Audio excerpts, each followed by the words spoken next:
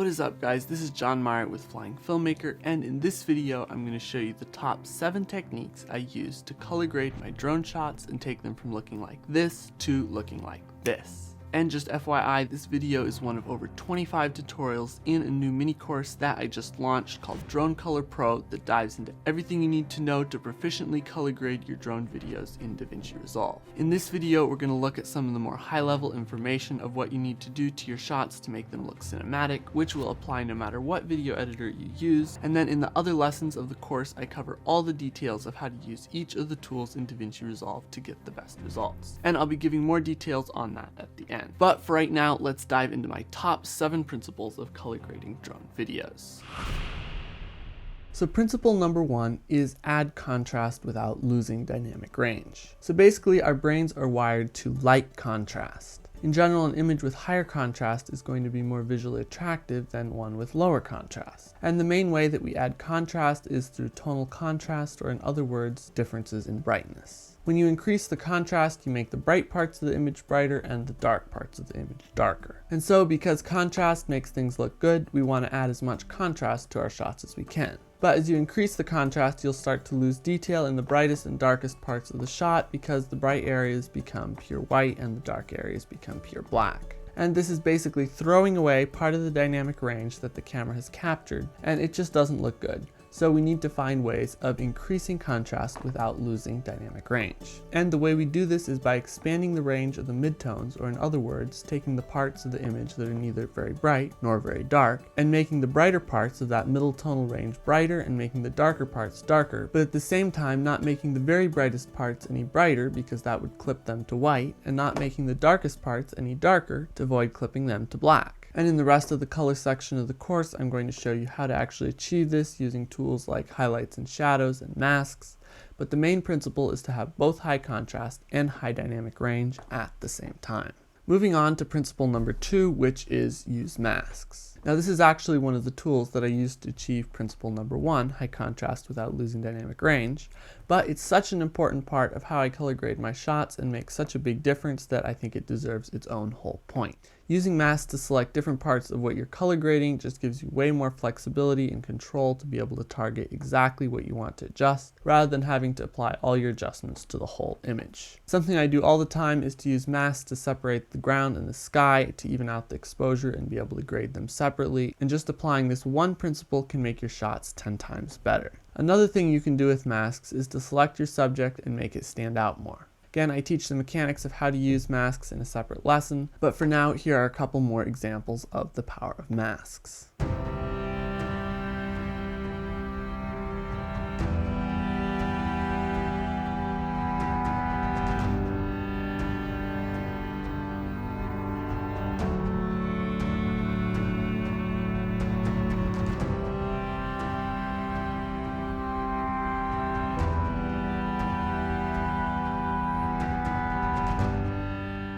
Principle number 3 is have the right saturation. Saturation is basically how intense colors are, and again, our brains are naturally wired to like more saturated, more vibrant colors.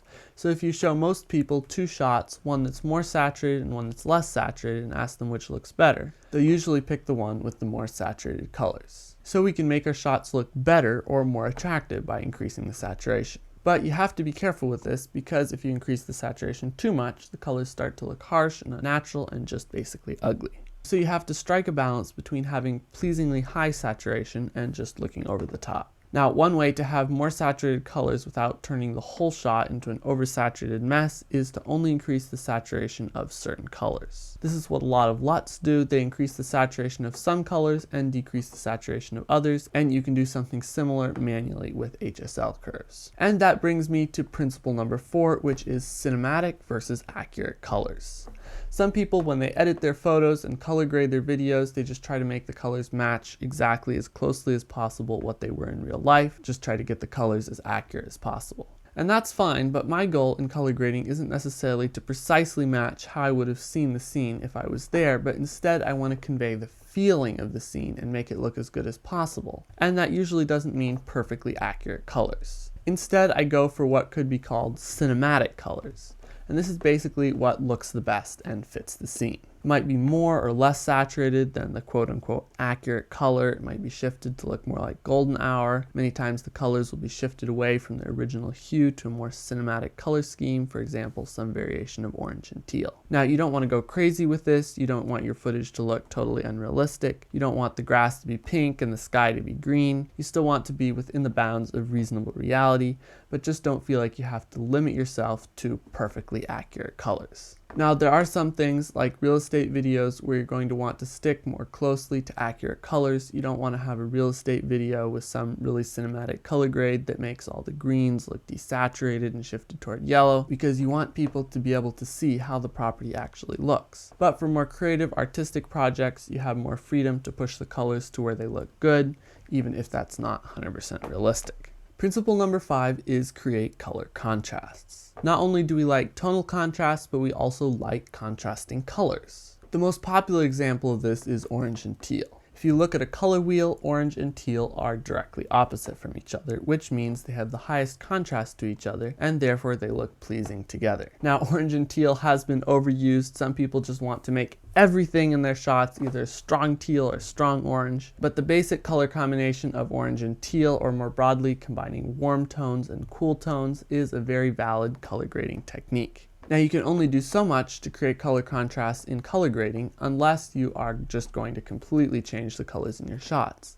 But you can shift the hue of colors to be more in line with contrasting color schemes like teal and orange, and you can enhance, for example, the cool and warm contrast by making the cool parts of the image cooler and the warm parts of the image warmer. Principle number 6 is layer adjustments. Color grading isn't a one-step process. Most of my color grades have at least 2 or 3 nodes, or in other words, layers of adjustment. And for more complex color grades, that can be on up to 5 or 6 layers, and then sometimes another node or 2 on an adjustment layer over the whole video. Many times I'll have a node for correcting the log footage, then a couple of nodes with masks to edit different areas of the shot, then a node to add a little more contrast, then a LUT, etc. And sometimes I'll even add multiple LUTs at lower strength to get the look that I'm going for. In general, it's going to work better to make several smaller adjustments than one really big adjustment. So don't be afraid to layer on the adjustments. And finally, principle number 7 is focus on the subject. Whatever the subject of the shot is, that's what you're going to want to prioritize when you're color grading. You want the viewer's eyes to be drawn to the subject rather than distracted from it, so you want it to look the best compared to everything else in the frame. One way to apply this principle is to add a feathered mask to your subject that brightens it a little and adds some contrast to it and makes it stand out from the rest of the shot. Another application of focusing on the subject is to prioritize its dynamic range. For example, in this shot, I could have tried to keep all the detail in the highlights of the river, but the river isn't the main subject of my shot, so instead I prioritized the detail of the town, which is the subject, and let the river be washed out and up near the white clipping point. So if you can't have everything in the shot well exposed, always keep the detail in your subject and let some other part of the shot lose detail. So there you have my 7 principles of color grading. Obviously, this is just scratching the surface. We could go way more in depth and talk for hours about how to use color grading tools to apply these 7 principles. Color grading can be quite a complex and overwhelming skill to master, and so that's why I've created my new course, Drone Color Pro, to break everything down into clear, understandable tutorials and shorten your learning curve from months or years to just days or weeks. Inside Drone Color Pro, we have over 25 lessons breaking down each part of color correcting and grading shots in DaVinci Resolve, answering questions like how do nodes work, what do all these video scopes mean, how do I grade log footage, what should I use LUTs for, and many more. And we have a video walking you through where everything is and what everything does in Resolve, and then there are specific tutorials showing how to use curves, color wheels, masks, tracking, HSL curves, and much more.